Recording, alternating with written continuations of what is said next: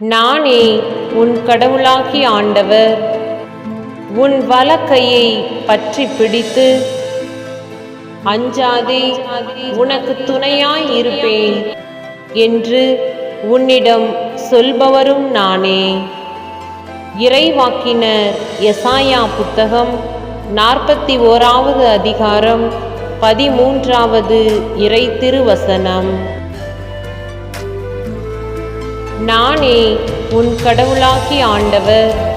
உன் வலக்கையை பற்றி பிடித்து அஞ்சாதே, உனக்கு துணையாய் இருப்பேன் என்று உன்னிடம் சொல்பவரும் நானே.